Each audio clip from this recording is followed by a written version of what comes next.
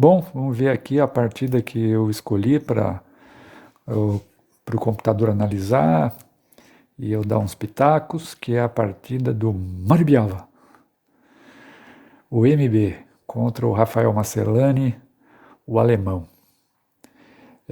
Para surpresa de todos, principalmente, imagino, do Rafael, MB começou com cavalo F3. Abriu mão do seu favorito, E4. E o Rafa jogou um D5, G3, C5, Bispo G2, Cavalo C6, Roque, E5 e D3. E esse esquema que o MB jogou aqui, a gente chama de ataque índio do rei. Isso porque essa formação é exatamente a formação da defesa de mesmo nome, que é jogada contra a abertura do peão da dama, né? Das brancas, que é a defesa ainda do rei, né? Então, até preparei aqui para quem não conhece.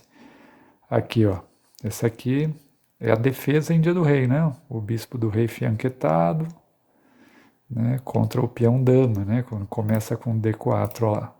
Cavalo F6, G6, e a gente vai estar aqui na mesma posição da partida, só que na partida está de cores invertidas, né? É claro que o preto não precisa jogar D5, né? Ele pode jogar outros esquemas. Mas mesmo assim, mesmo que o Rafa tivesse jogado um outro esquema sem o D5, a gente continuaria chamando a abertura que o MB escolheu de ataque índio do rei, né? Mas o Rafa escolheu jogar exatamente uma das variantes que as brancas jogam contra a defesa índia do rei. E aí virou uma índia do rei com cores invertidas, né? Claro, aí tem o detalhe adicional, né? Que em relação à defesa índia do rei propriamente dita, o esquema índio aqui tem um tempo a mais, né? Porque o branco joga primeiro, né? Essa é a única diferença que tem da Índia do Rei, a defesa Índia do Rei, né? Para quem joga a defesa Índia do Rei, de pretas, pode ser bem econômico, digamos assim, jogar também o ataque Índio do Rei, né? Porque isso limita bastante o que se precisa conhecer da fase de abertura, né? Você já tem que estudar os temas da defesa índia do rei, e aí pode usar esses mesmos temas jogando o ataque índio do rei, né? Agora, é claro que jogar o ataque índio do rei não é tão ambicioso quanto jogar, por exemplo, um E4, um D4, C4, né? Em princípio, inclusive, é até abrir mão da vantagem natural que as brancas têm por jogarem primeiro, né? Porque muitos esquemas que o preto escolhe vão levar rapidamente ao equilíbrio dinâmico na abertura, né? Mas é um equilíbrio dinâmico extremamente complexo, então não tira a chance de ganhar de brancas aqui, né? Porque vai levar sempre a posições bem complicadas, como inclusive nós vamos ver nessa partida aqui. Aqui o Rafa jogou o bispo E7, desenvolvendo, cavalo BD2, e aqui E4, né? Uma hora tem que fazer algum contra-ataque aí no centro, né? Para poder disputar o centro do tabuleiro, né? Aí veio o D4, ganhando espaço aqui no centro, cavalo C4, que toca o peãozinho de E5, defendeu. A4, né, para manter o cavalo aqui, ou dificultar que o preto tire esse cavalão aqui, daqui, né, que está numa boa posição, olhando para o centro aqui, um Pegasus, né, um farol. Aí veio um bispo G4, um H3 cutucando, voltou para lá, que é mesmo a melhor casa do bispo. E cavalo E1 preparando mais um contra-ataque contra o centro preto, né? Aqui cavalo D7, F4. Esse é o segundo contra-ataque que na Índia do Rei na defesa índia do rei, e aqui no ataque índia do rei, tem que ser feito também contra o centro branco, né? Poderoso, o centro preto no caso aqui, né? Poderoso centro preto, diga-se de passagem. E aqui roque. E aqui nessa posição, eu deixei o Stockfish, né, que é o computador que analisa as coisas aqui para mim. Como sempre, todas as análises e avaliações que aparecem aqui no material, né, que eu deixei lá no grupo, são do Stockfish, né? E eu dou uns pitacos aqui, né? Tento traduzir para o humanês, dentro das minhas limitadas capacidades, o que o computador tenta nos ensinar, né? Bom, e aqui nessa posição eu deixei o computador calculando bastante tempo, de forma que ele aprofundou muito os cálculos aqui nessa posição, né? Ele foi até a profundidade 42. Isso é bastante coisa. Para quem não conhece assim como funciona o Stockfish, a profundidade 42 significa que ele testou todas as possibilidades a partir dessa posição que a gente está vendo aqui, todas as possibilidades para os próximos 42 movimentos, né? Ou seja, se a gente considera que um lance envolve um movimento do branco e um movimento do preto, ele analisou todas as possibilidades, todas, para os próximos 21 lances. Então, ele ficou analisando e analisando, ficou um tempo e chegou na profundidade 42. E aí ele mostra lá qual que é a variante que ele acha que é a melhor, né? E aqui eu vou mostrar a variante, tá? O conteúdo, eu vou mostrar rapidinho, porque o conteúdo dela não tem importância para a gente aqui, tá? É mais para ver, assim, o que vai acontecer com a posição, como ela vai se transformar. E ele calculou tudo isso, né, a partir dessa posição. Eu pus essa posição para ele. E ele ficou analisando e analisando e analisando e depois escreveu as variantes que ele considera as melhores, e essa que eu vou mostrar é a que ele considerou melhor, né? Vamos lá então, vai ser rapidinho só para mostrar as transformações grandes. Ele opta por F5, aí tem que tomar o cavalo, toma um aqui, G4, B5, H4, bispo toma H4, que lance esse H4, hein? Torre A3, F6, toma, torre toma A3, toma, cavalo A5, cavalo F3, tinha atacado o bispo, G5, bispo toma, dama E2, cavalo E5, cavalo toma, F toma, torre B1, C4, B6, dama C5, rei H2, D3, toma, C3, dama C2, dama E3, torre F1, dama G3 cheque, cheque, rei H1, dama C5, B7, torre B8. Olha como mudou a posição completamente, né? Foram 21 lances para frente. E ele avalia, quer dizer, ele avaliou quando ele estava olhando para essa posição, que depois de tudo isso, tudo aquilo que a gente acabou de ver, vem para cá, avaliou que lá no final, nesse final, a posição seria igualada, né? Incrível isso, né? Por que eu estou mostrando essa variante aqui, né? Eu poderia até permitir que ele aprofundasse as análises ainda mais. Tem uma série de coisas que eu posso fazer para que ele aprofundasse ainda mais essas análises. Por que eu mostrei isso aqui? Porque eu quero aproveitar essa partida, que foi muito interessante, para a gente falar um pouco mais de estratégia. É claro que quando a gente comenta a partida de xadrez, como eu tenho feito aqui, na esmagadora maior parte do tempo eu falo estratégia, porque é o que a gente sabe fazer no xadrez, digamos assim, né? Eu vou falar um pouco mais, então, mas aí eu sempre estou falando de estratégia, mas a gente poderia perguntar, mas afinal, o que que é estratégia? Né? Então, eu vou aproveitar para falar um pouquinho disso aqui. Né? É, bom, e o que que tem a ver essa variante com estratégia? Né? Eu deixei essa variante aí para que a gente faça o seguinte raciocínio. Né? Tem algum ser humano que conseguiria fazer o que o computador fez aqui?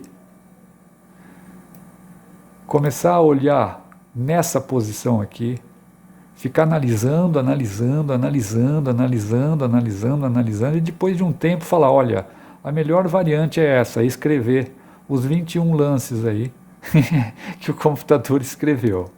Nenhum ser humano consegue fazer isso, né?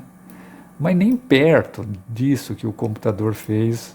Mesmo os melhores jogadores do mundo, mesmo os melhores jogadores da história do xadrez, não conseguem fazer nada nem perto disso que o computador fez, né? Por que o computador consegue fazer isso? Ele consegue fazer isso porque, primeiro, ele calcula muito rápido, né? Em média, enquanto ele estava calculando ali, nessa profundidade até 42, a profundidade 42, em média ele estava calculando, estava testando 248 mil movimentos por segundo. Eu não errei não, é 248 mil movimentos por segundo. Ele estava analisando, testando nessa velocidade os lances. Né? E isso no meu computador aqui em casa, não tem nada especial, é um computador médio, normal. E além da velocidade, ele tem a precisão, né, do cálculo. Ele, por exemplo, ele nunca se perde, ele nunca esquece, nunca fica na dúvida se ele já teria ou não analisado uma possibilidade. Não, ele vai analisando todas metodicamente. E faz tudo isso sem se cansar, né? Não cansa, sem ficar de saco cheio, né? E sem dizer nunca, tipo, chega, eu tenho mais o que fazer do que ficar me torturando com esse joguinho besta. Não, ele nunca faz isso. Você põe ele para analisar e ele fica analisando e analisando e analisando e analisando. Quando a gente compara com a nossa capacidade de cálculo, né, a capacidade nossa de cálculo, o cálculo do ser humano, eu falo, primeiro, era extremamente lenta. A gente só é capaz de calcular com uma lentidão enorme, perto da velocidade com que o computador calcula, né? E além disso, a gente é muito impreciso, né? Você calcula um pouquinho ali e de repente fica tudo meio nebuloso, aí você tem que voltar a conferir, será que eu não perdi alguma coisa, né? Então, ou seja, e um detalhe, né? Mesmo depois de calcular tudo aquilo que o computador calculou, todas as possibilidades nos próximos 21 lances, mesmo assim a gente não tem segurança de que ele encontrou a melhor possibilidade. Né? Pode ser que se ele continuasse se aprofundando mais um pouco, ele ia escolher uma variante totalmente diferente. Né? Ou se eu permitisse que ele fosse jogando contra ele mesmo, né? Avançando lance a lance. Eu vou avançando lance a lance e permito que ele continue analisando. Depois avanço mais um lance e permito que ele continue analisando. Ou seja, para que ele fosse jogando contra ele mesmo e aprofundando aquela análise, pode ser que ele mudasse de ideia. Né? Então, mesmo com todos aqueles cálculos que o computador fez, a gente não tem certeza se essa variante que ele escolheu é realmente a melhor aquela variante que ele escolheu, né, é a melhor a partir dessa posição aqui. Né? Bom, então, se nem com todo esse cálculo a gente tem certeza, imagina quando a gente, ser humano, calcula. Né? Aí as certezas praticamente desaparecem. Estou falando em termos de longo prazo. Né? Agora, é muito importante dizer, antes de entrar no papo mesmo de estratégia, é muito importante dizer que apesar dessa nossa grande limitação em calcular concretamente as variantes, né? Apesar disso, quem consegue calcular um pouco melhor que o seu oponente, né, na partida, já leva uma grande vantagem no xadrez competitivo. Né? E isso em todas as fases da partida. todas as fases da partida, desde a abertura até no final. Agora, se nós dependêssemos só da nossa capacidade de cálculo concreto, né, as partidas de xadrez jogadas por seres humanos, né, mesmo pelo campeão mundial de xadrez, elas seriam sempre muito simplórias. Seriam muito diferentes das partidas jogadas no alto nível, mesmo muito antes dos computadores aparecerem, né?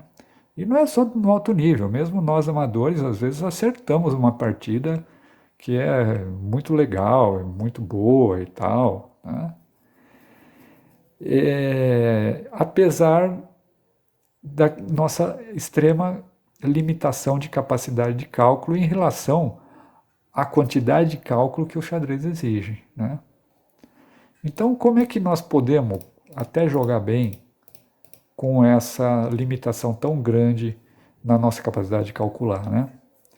É que nós somos capazes de associar ao cálculo concreto uma outra ferramenta mental que faz com que haja um salto de qualidade na nossa capacidade de jogar xadrez, né?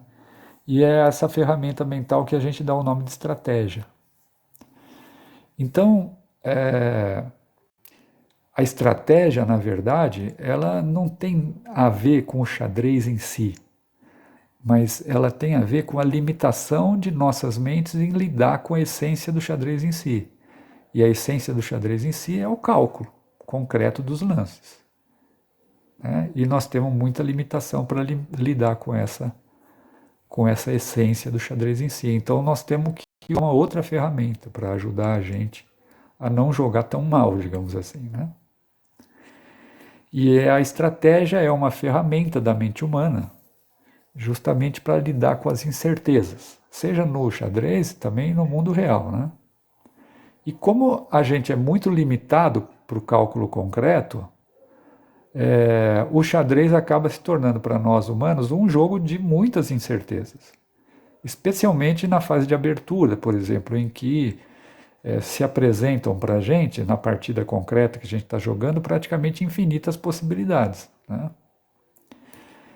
E a estratégia, ela envolve, então, conceitos que nós fomos construindo, nós, seres humanos, né, jogadores de xadrez, que nós fomos construindo a partir da observação de padrões que vão sendo percebidos em partidas com estruturas semelhantes, né? E esses conceitos que a gente aprende incorporando esses padrões, eles podem nos ajudar a formular planos de longo prazo, mesmo que os nossos cálculos sejam sempre limitados ao curto prazo. A gente é incapaz de calcular um pouco mais para frente, assim, com a precisão necessária, principalmente na fase de abertura, né? Agora, volto a repetir, porque isso é importante demais. Saber tudo isso que eu acabei de falar, né, não substitui a necessidade de se calcular concretamente para jogar o xadrez, né? Mesmo com todas as nossas limitações em calcular. O cálculo concreto e a estratégia, eles se ajudam mutuamente, né, nas nossas tomadas de decisão. Um completa o outro. A estratégia permite que a gente formule planos de mais longo prazo, enquanto o cálculo nos protege no curto prazo, evitando que a gente dê peça, faça coisas desse tipo, né? Claro que às vezes a gente dá peça, mas isso faz parte das limitações nossas em calcular concretamente, né? Então, sabendo que a estratégia envolve conceitos, é importante sempre a gente ter claro que enquanto o cálculo tem um valor absoluto, os conceitos estratégicos, por definição, eles têm sempre um valor relativo, né? Então, em outras palavras, se eu calculo uma sequência que leva ao mate do rei do meu adversário, outros elementos ali presentes na posição não têm mais importância nenhuma. Eu tenho que executar os lances que eu descobri calculando, né? Agora, já um elemento estratégico, qualquer um deles, eles sempre precisam ser ponderados, digamos assim, em relação a outros elementos estratégicos que estão presentes ali na posição, né? Sempre há mais de um elemento estratégico na posição. Ou seja, os elementos estratégicos, eles são apenas, e esse apenas lógico é entre aspas, né, são guias que nos ajudam a decidir, né, naquelas situações em que os cálculos não são conclusivos, né? E é extremamente comum, é o mais comum que os nossos cálculos, na abertura principalmente, não sejam conclusivos, né? Então, a gente sempre vai precisar da estratégia, né? Bom, mas se a estratégia envolve conceitos, né, nós temos que aprender esses conceitos. E qual a melhor forma de aprender? E não só aprender, mas tentar guardá-los assim, né, como memória de longo prazo, para que a gente possa usar nas nossas partidas quando aparecerem posições ali que a gente pode aplicar os elementos estratégicos que a gente aprendeu, né? O melhor jeito, na minha opinião, é através de bons livros. Hoje existem vários bons livros, né, de estratégia. Eu citei um na partida passada, que eu dei pitaco, que é o Estratégia Moderna do Xadrez, do Pacman, né? Ele é antigo, bem antigo, mas na minha opinião ele continua sendo muito válido assim, para se aprender estratégia, né? Então eu recomendo o livro do Estratégia Moderna do Xadrez, do Pacman. Bom, vamos voltar aqui à partida e vamos nos perguntar o seguinte: se nós nem de longe somos capazes, né, de calcular todas as possibilidades para os próximos 21 lances, como o computador fez, como a gente poderia raciocinar para chegar ao lance que ele escolheu?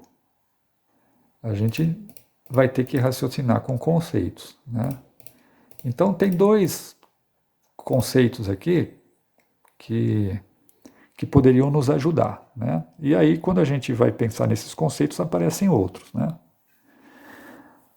Aqui, observando a posição, a gente vê que o centro está totalmente bloqueado. Os peões centrais aqui estão totalmente bloqueados, né? Então aí já aparece um conceito estratégico muito importante, que talvez seja o mais importante do xadrez, que é o centro, é justamente a importância que tem o centro do tabuleiro. Ele é a região do tabuleiro mais importante, né? Isso é uma das coisas que a primeira coisa que a gente aprende assim quando vai aprender estratégia, e não é para menos, é porque realmente é um conceito extremamente importante.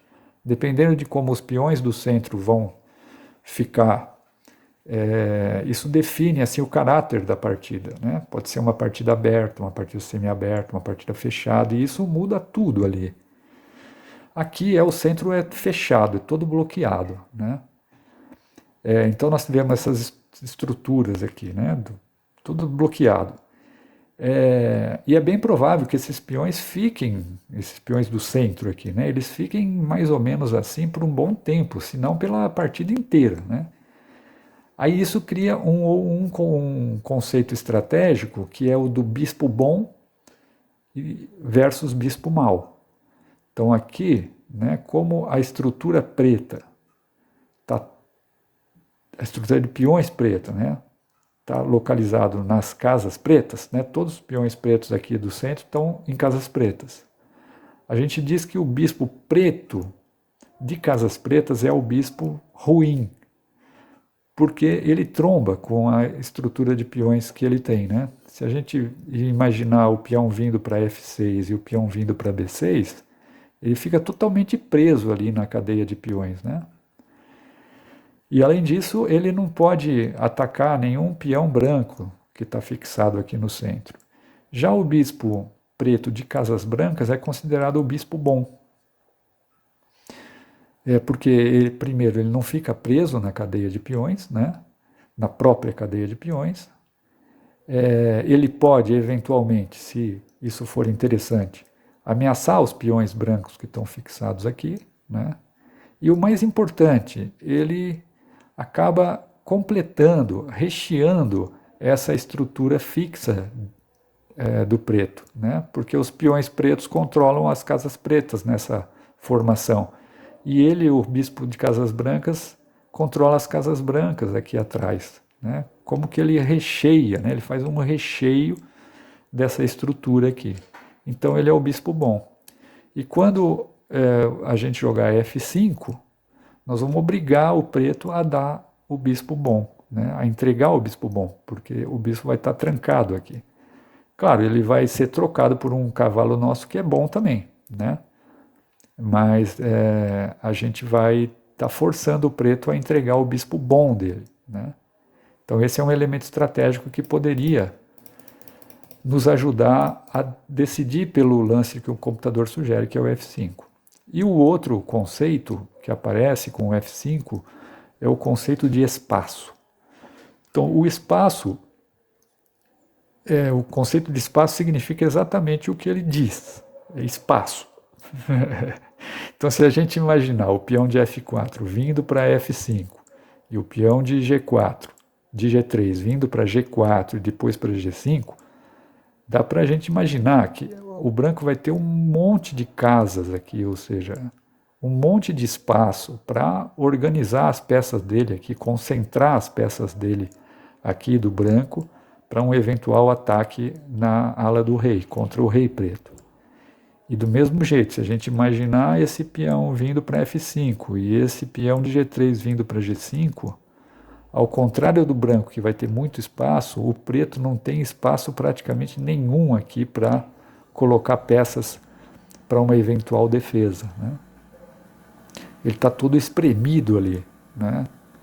Então isso aqui é o espaço. Então ao jogar F5, o branco vai ganhar muito espaço para uma futura ação na ala do rei. Então esse é um outro elemento estratégico que poderia nos ajudar a decidir pelo F5 que o computador sugeriu, né? Que o computador jogou, certo? Bom, e aí, para terminar essa introdução, você poderia argumentar, né, contra tudo isso que eu falei, né? Você que é um cético, você poderia me dizer assim, pô, mas caramba, hein? Tomar decisões por princípios assim tão relativos, né, como esse que você me falou aí, quase subjetivos, não parece muito seguro, né? E sim, você teria razão se você argumentasse isso, né? No entanto, não há nada melhor que a estratégia para nos ajudar a tomar decisões em posições complexas como essa aqui, já que os cálculos, né, dadas as tantas limitações humanas para calcular, nunca vai ser suficiente para que a gente possa tomar uma decisão de longo prazo. Embora, repito, o cálculo é muito importante porque ele sempre ajuda a gente no curto prazo, né? A estratégia e o cálculo concreto, que a gente chama de tática, eles se complementam, né? Então não tem jeito, dada a nossa limitação brutal em calcular concretamente, a estratégia é a melhor ferramenta mental que a gente tem para tomar decisões de médio e longo prazo no xadrez. E o xadrez é um jogo de longo prazo, não tem jeito, né? Se quiser jogar jogo de curto prazo, vai jogar o jogo da velha. Mas se quiser jogar xadrez, você vai estar sempre envolvido em planos de longo prazo, né? Bom, o MB optou por outro lance que não o F5, ele jogou B3, que é um lance muito humano, digamos assim, né? Ele não quer permitir que, se o bispo tomar em C4, tenha que tomar com o peão de D, né? Ele quer manter essa estrutura aqui, né? O peão de E ali bem sustentado e tal, né? Aí o Rafa jogou um A6, veio o cavalo F3, voltando ali o cavalo, né? O cavalo tinha saído aí para jogar o F4, F6, né? Aqui tem um B5 que pode ser convidativo, né? Mas aqui tem cavalo A3, né? Cavalo A3, aí o computador considera de equilíbrio dinâmico essa posição, porque está ameaçando comer o peão aqui de B5 e está ameaçando também ganhar o bispo, né? Porque agora não tem mais o cavalo aqui para trocar. Então, B5 levaria a um equilíbrio dinâmico, né? O Rafa jogou um F6, porque sustenta aqui o peão de E5 e dá agora um respiro para o bispo, né? Aqui o MB jogou um lance muito humano também de desenvolvimento, que é bispo D2. E aqui o computador sugere que o melhor é A5, mas não é um lance fácil de se achar mesmo para um grande jogador como o MB, porque você está dando o peão, né? Agora se toma o cavalo, cai o peão, né? Então não é um lance fácil de se fazer, né? Mas é um lance muito interessante. Eu deixei muitas análises aqui, a gente não vai entrar nela, né? Muitas análises aqui que o computador fez, muito interessantes, muito profundas, e algumas endiabradas, né? Tem uma variante aí, inclusive, mas vai ficar, tá tudo no material lá que eu deixei no grupo, né? Tem uma variante aí, inclusive, que o preto fica com 2 damas, um tempão, e mesmo assim perde pelo ataque na ala do rei aqui. É coisa de louco mesmo. E para quem gosta mesmo de ver variantes e tal, é muito interessante. Mas o MB jogou um bispo D2, que é bem humano. E aí o Rafa veio com o B5, e aqui a máquina considera já que o preto tem uma vantagem boa. Aí cavalo B2, cavalo B6, jogou o Rafa, né? Que é um lance muito lógico, porque ele apoia uma ruptura típica aqui que existe. Típica que eu falo é pelo histórico do aprendizado estratégico que a humanidade teve e construiu, né? Que é o C4 aqui, vai romper com C4, a gente vai ver um pouco mais para frente, né? E aqui o MB achou um lance bem interessante, ele achou um lance interessante que é o A5. Não é um lance fácil de achar não, é coisa de MB mesmo, né? O computador ainda prefere o F5 e a gente vai ver agora essa variante aqui, porque ela é muito didática em relação à estratégia da posição, que tira o bispo ali, né? Aí vem G4, vai se aproveitar da vantagem de espaço que o F5 cria, né? Como eu já comentei, para tentar uma ação aqui na ala do rei, um ataque contra o rei. E aí vem C4, que é a ruptura temática aqui, né? Nós vamos ver mais para frente que se o preto não consegue fazer nada dinâmico aqui, ele pode ficar perdido pelo ataque ali, né? Não tem como levar peças ali porque ele não tem espaço para defender o rei ali. Então aí toma, A5, um bom lance, cavalo D7, toma aqui, bispo toma, bispo B4, você vê que o C4 do preto, né? Ele inclusive muda a estrutura do centro, né? Os peões já não estão mais bloqueados como estavam antes, né? Um G5, o bispo tomou o peão lá, bispo toma, cavalo toma, um C3, contra-golpeando o centro. Aqui não pode tomar, porque aí toma em A5 e toma em D7 e pega 2 por 1, ganha material, né? Aí um D3, por exemplo, dama toma, cavalo toma, um rei H2, né? E aqui. Aí, parar por aqui, tá? E para mostrar como mudou a posição, né? O centro era todo cerrado, a partida tinha um jeitão de partida fechada, e aqui abriu bastante aqui, né? Abriu bastante. E a gente vê como agora dá para perceber assim, né, que o ataque branco aqui na ala do rei perdeu muita força. Por quê? Porque aqui tem um outro conceito estratégico que é fundamental no xadrez. É que quando o centro está todo cerrado, como estava antes, o ataque na ala ele tende a ser uma coisa extremamente perigosa. Agora, se o centro se abre, né, o ataque na ala pode virar um problema, inclusive, para quem está atacando. Porque para atacar você tem que concentrar peças ali na ala que você está atacando. Mas o centro é a parte mais importante do tabuleiro. Se eu levar minhas peças para a ala do rei, eu deixo todo o centro para o meu oponente. E no centro as peças ficam muito mais poderosas, né? E aí o ataque tende a não prosperar, pelo contrário, né? As peças podem entrar pelo centro aqui e dar mate no meu rei aqui, né? Então, essa variante só para a gente ver, porque ela é muito didática em relação à estratégia desse tipo de posição. Mas o MB achou, ao invés do F5, esse A5 aqui, que também é interessante, cavalo C8. E aqui o MB jogou um dama E1, que o computador não considera um bom lance, ele prefere o F5, mas deixa a variante lá, leva a complicações também. Dama E1.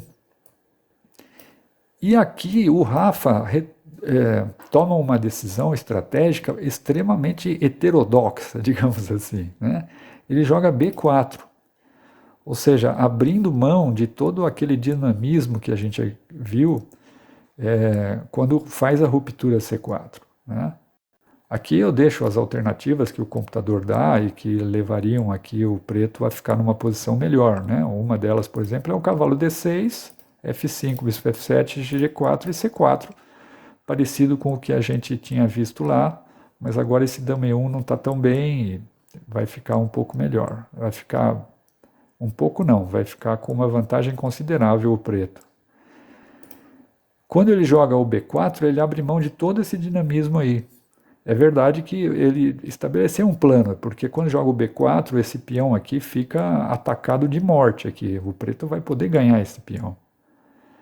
Mas é um plano, digamos assim, muito passivo, né? É um plano que abre mão de todo o dinamismo. Porque qual seria esse plano? Seria ganhar esse peão aqui, né?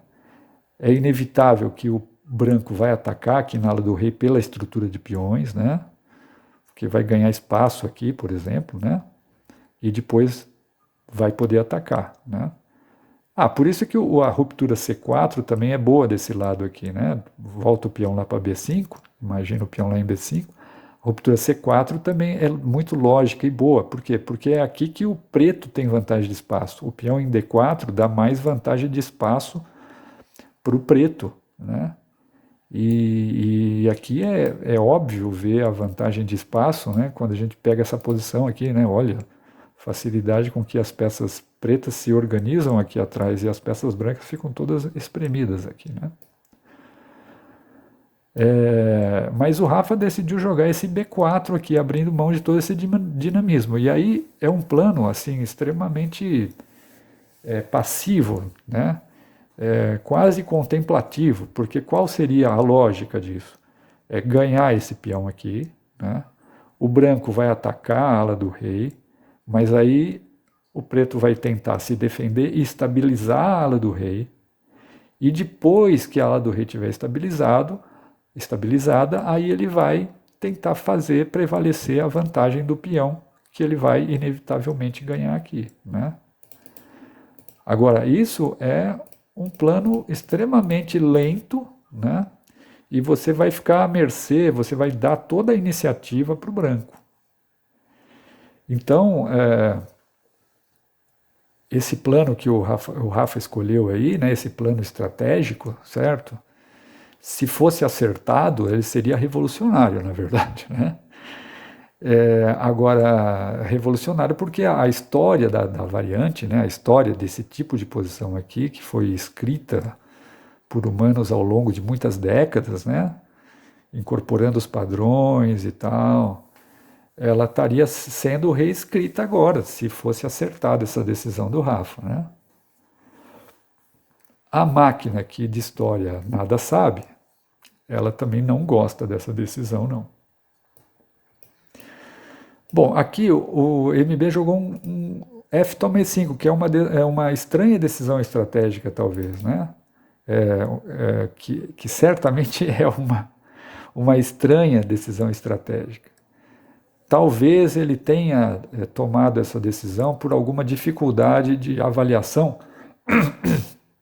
de algumas variantes muito agudas que aparecem mais para frente. Eu vou mostrar um pouquinho. Talvez tenha sido por isso o MB escolheu essa tomada aí. Porque ela é estranha do ponto de vista estratégico, porque jogando B4, o preto nunca mais vai ter a chance de jogar C4, né? com aquele dinamismo que a gente viu anteriormente, né? E isso faz com que o centro vá permanecer cerrado, né? Então, aqui, o computador, por exemplo, ele joga F5, porque agora o centro vai permanecer cerrado, o preto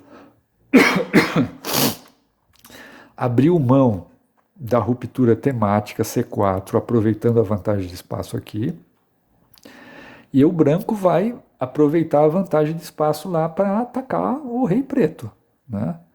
E sem a possibilidade de contra-ataque no centro, como o preto faz com C4, o ataque aqui fica muito forte, né?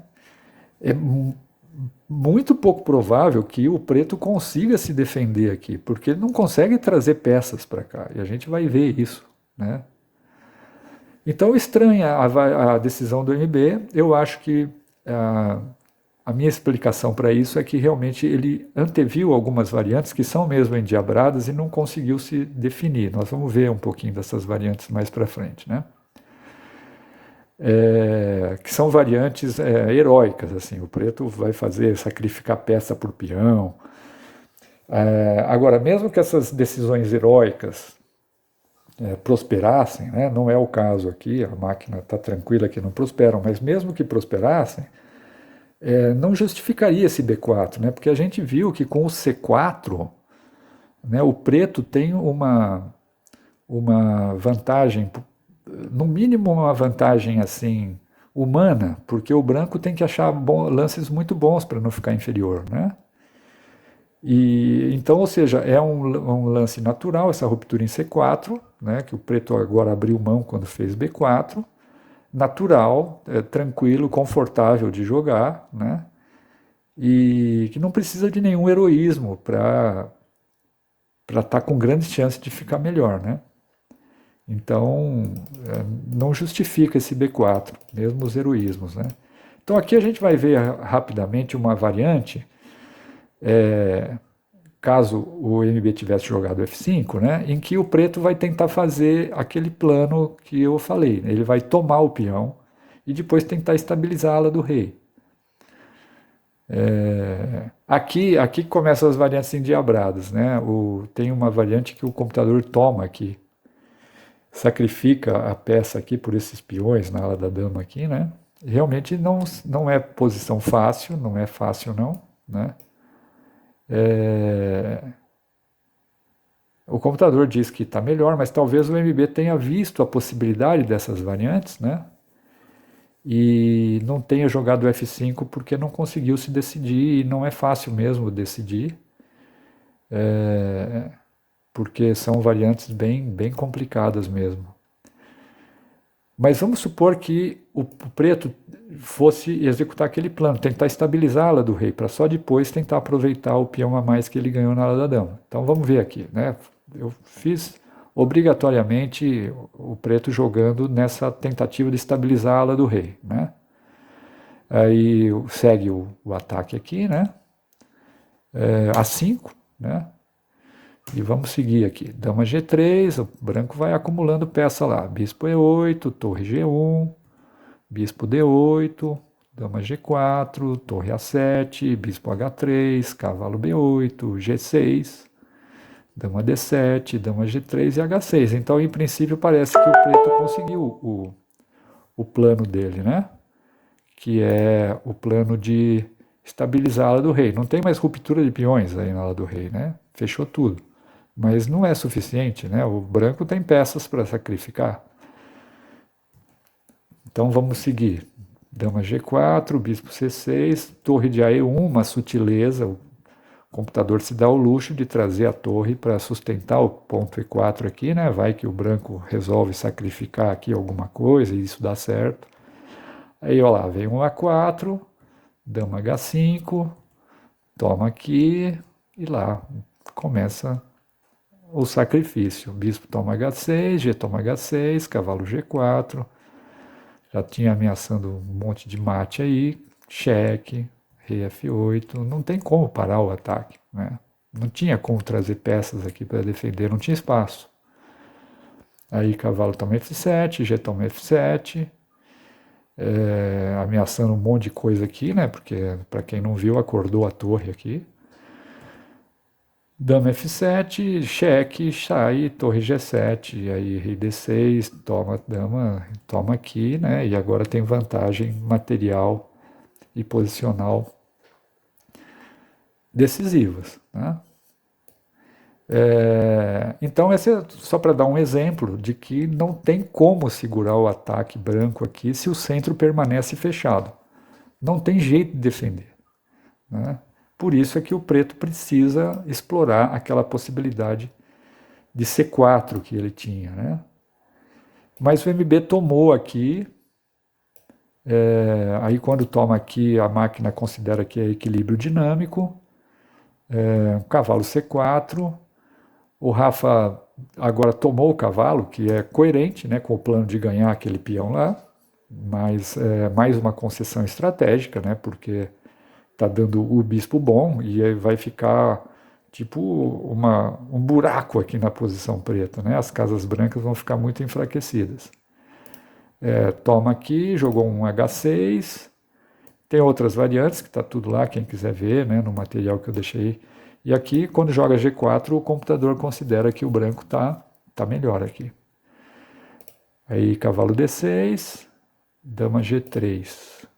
Aqui o computador considera H4 melhor, mantém uma boa vantagem, né? E aqui o Rafa achou, depois do dama G3, o Rafa achou um cavalo F7 aqui muito bom, exclama. A máquina aqui acha que já está equilibrado. O MB jogou um H4 que é meio impreciso, e com G6 a máquina já considera uma pequena vantagem do preto. E aqui o MB jogou torre A4. Como que ele decidiu que o peão de A5 precisa ser defendido a qualquer custo, né?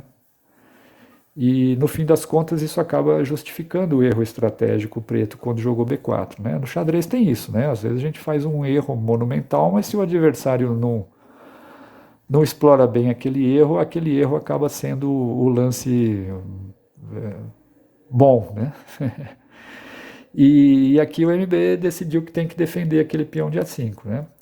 E não é a primeira vez que acontece do Rafa, então, criar uma espécie de, abre aspas, campo mental de ilusão, fecha aspas, né?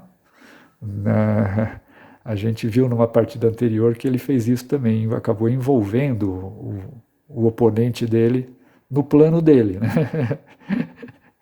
E olha, se ele envolveu até o MB é porque o Rafa realmente tem os poderes de, abre aspas, criar campos mentais de ilusão, fecha aspas, né? Aqui o computador mostra que não precisa defender esse peão de A5, o branco poderia continuar acumulando as forças dele aqui para atuar na ala do rei, né? Então vamos ver também rapidinho aqui, por exemplo, né?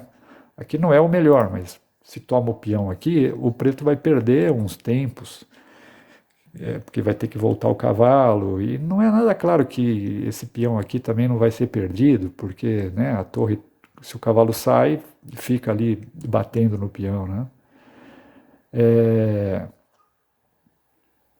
Então vamos ver rapidinho. Aqui podia jogar um G5, aqui um H5 já é a única para não ficar perdido rapidamente.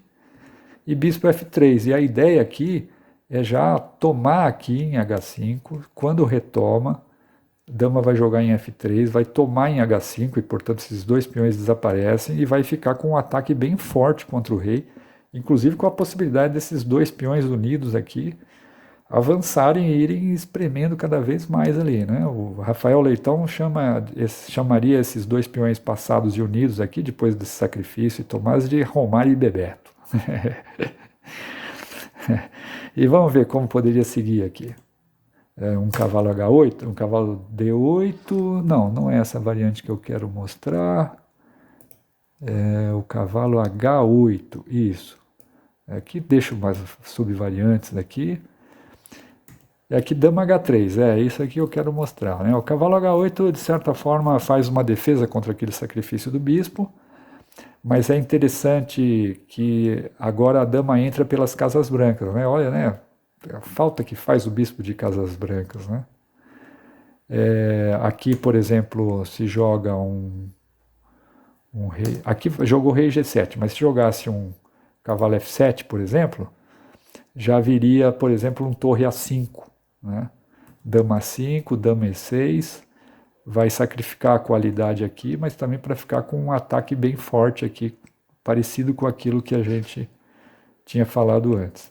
E quando joga rei G7, né, defendendo todas as ameaças, joga dama E6, já com ameaças, né? Algumas ameaças aqui, né? Torre toma E5 e tomar o bispo de E7, porque a dama está sobrecarregada, né? Então, aí vem, por exemplo, um torre de A E8, que é considerado o melhor lance nessa posição aqui, né? Aí dama D5, que também cria várias ameaças, como, por exemplo, o bispo toma B4, né? E olha a liberdade que a dama tem de jogar nas casas brancas aqui, né? Fica um buraco, realmente, a falta do bispo de casas brancas. E aí, torre D8, dama E6, e o computador acha que não tem nada melhor do que jogar esse tipo assim e vai acabar repetindo. Eu posso agora jogar dama E6 e tal, né? E pode repetir a posição, né? O computador considera que aqui está bem equilibrado, apesar do peão a menos. E a gente vê aquele detalhe, né? O cavalo está preso ali. Se o cavalo sair, recupera o peão aqui de A6. Não adiantou nada pegar aquele peão lá, né? Mas o NB foi envolvido no, abre aspas, campo mental de ilusão do Rafa, fecha aspas, né? Jogou um torre H4 e isso vai realmente defender o peão, né? Aí veio um rei G7 e aí a partir daqui prosseguiu, né? A vantagem, aqui o preto já tem alguma vantagem, e a vantagem preta foi crescendo, chegou a ficar provavelmente decisiva, né? Mas o Rafa não encontrou os melhores caminhos, e o MB também fez uma defesa extremamente tenaz, né? Uma ótima defesa, e o Rafa, diante dessa defesa, não encontrou os melhores caminhos, a vantagem preta foi paulatinamente diminuindo e terminou num final de bispo de cor oposta, um empate morto mesmo do final de bispo de cor oposta. Eu imagino, inclusive, que eles tiveram um problema já de pressão do tempo, talvez já a partir daqui, se não a partir daqui logo, porque a partida foi até o lance 60, né? Aqui nós temos o lance 25 e a partida seguiu até o lance 60, né? Então, é uma partida bem interessante. Claro que o vídeo não dá para passar todas as variantes, mas eu deixei lá no material para quem gosta de ver variantes, está tudo lá, né? É isso aí.